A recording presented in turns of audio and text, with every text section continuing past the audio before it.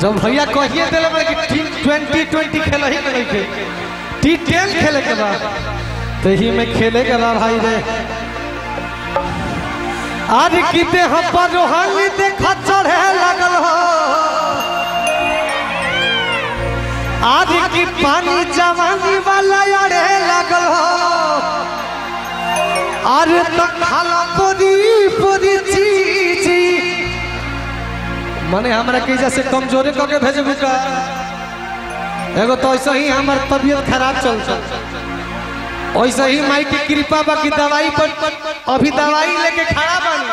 आ खाली अपना दीपक भैया के प्यार खातिर अब तनी मनी लेट होई दीपक भैया ते एनर्जी डाउन हो जी तू ऊपर से होई एनर्जी डाउन करे में लागल हुई मनी सब तो हमरे बा सब तो हमरे तो माने हम ही चढ़त बानी तारा पर हम ही चढ़त बानी आज कीते हम पर रोहानी देखा चढ़े लगल हो कि पानी चवाली वाला अड़े लगल हो आज तक खाला बोरी बोरी चीज आज खखोरी हो भैया कि सब ढोरी खाली ढोरी हो अरे कि तार ढोरी दूध के कटोरी हाय देखो हाय देखो हाय देखो कि सब ढोरी खाली ढोरी हो अरे ही कर ढोरी दूधावा के बालटी आज कि तू हमारा सपना के रानी हो अरे कि हमारा प्यास के बुझावे वाला पानी हो आज कि तू माना चाहे मत मानो ए मोजी करे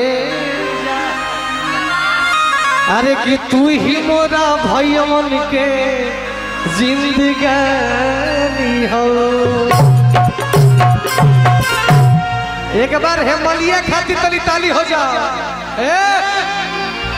भाई अरे कि लाल फूल नीला फूल फूले फूल ये गाना के सुन ले बा अरे कि लाल फूल नीला फूल फूले फूल अरे कि माल हमर बिया मेरी कि काली रसगुल्ला नियन बा गुलगुल कि माल हमर बिया मेरी ब्यूटीफुल तब कहे के बाद अरे की खाला बड़ी बड़ी चीज सब ढोरी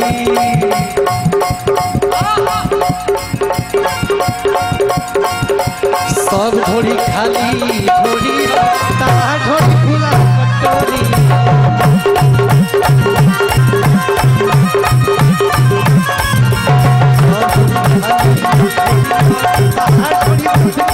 कटोरी देह पर रोहानी देखा चढ़े लगल हो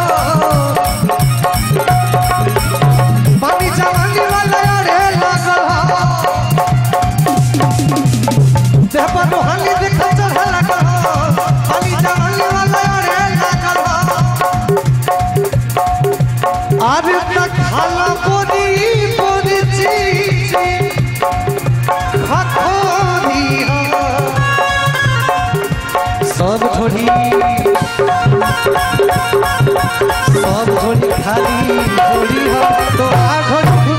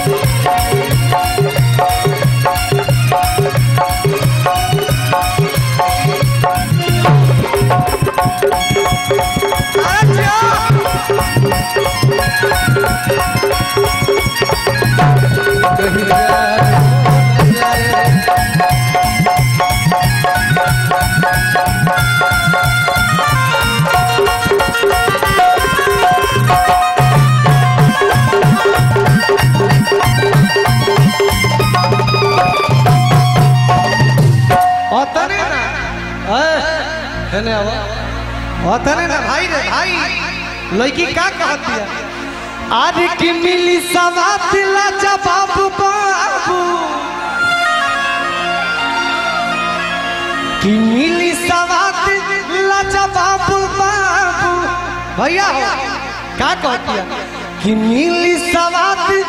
लाजा बाबू बाबू रोहित भैया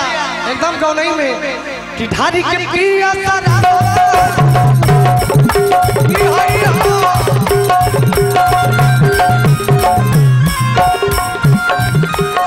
मिली सवात लाजा बाबू बाबू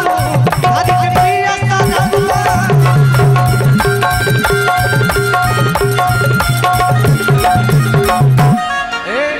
लड़की कहलस कि मिली सवाद ला जवाब बाबू धारी के पीही सारा बाबू तो भाई का कहलस तहार जनबो लोग के तहार भाई का कहलस तनी एक बार हाला करी अगर अच्छा लगे तो तालियों बजावत रही जमाली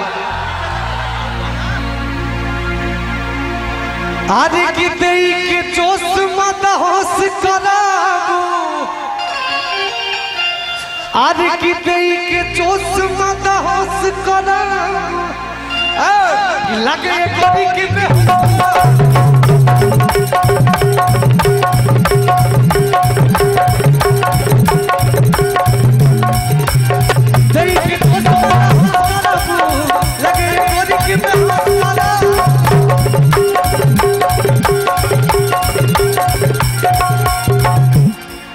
तब लड़की कहल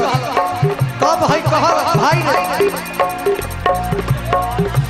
कि ई है लइकन के कुही आज कमजोरी है ए रावणा भैया अब और हैसन हैसन झोड़ी देखाई हैसन झोड़ी देखाई तो हमनी के स्लिप होइए हो जाई जाए हमनी के छक्का मारे के कोशिश कर जा कट बिहाइंड हो जाई जाए स्लिप में कैच धरा जाए ई हमनी के दोस्त नहीं कि हमनी के कमजोर ना हो जाए हमने के एक बार सेवा का मौका दीजिए फिर देखिए क्या हो रहा है सेवा का मौका चाहिए केकरा में सेवा का मौका चाहिए तो उठाओ तो अरे बाप रे बाप के जान ले बोलो गाने मर गए ई कहले कि पहले इस्तेमाल करिए फिर विश्वास करिए ई घड़ी सरफ है भैया हो भैया तो ई हेलै के कुली कमजोरी है सब घोड़ी खाली घोड़ी हो तहार